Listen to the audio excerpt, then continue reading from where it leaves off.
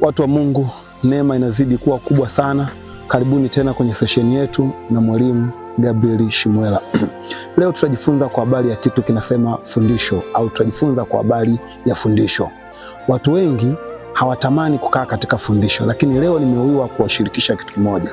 Kitabu cha waraka wa pili wa Yohana sura ya 1 mstari wa 9, maandiko matakatifu yanasema hivi: kila apitaye cheo wala asidumu katika mafundisho ya Kristo, yeye hana Mungu.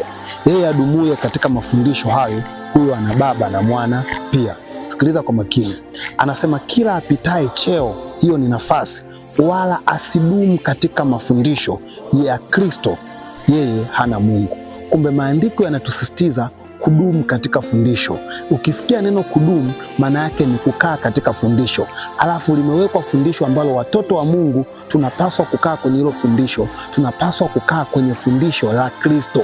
Yaani Kristo aumbike ndani yetu. Kristo iwe ni sura yetu. Kristo iwe ni mfumo wetu. Kristo yawe maisha yetu. Anasema tukidumu hapo, sisi ni watoto wa Mungu. Lakini tukidumu kwenye kitu kingine, sisi si watoto wa Mungu.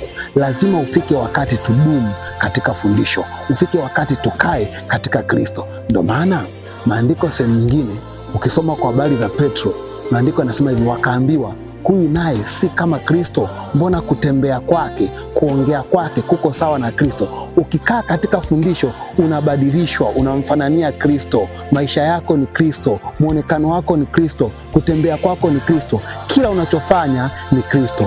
Dumu katika fundisho na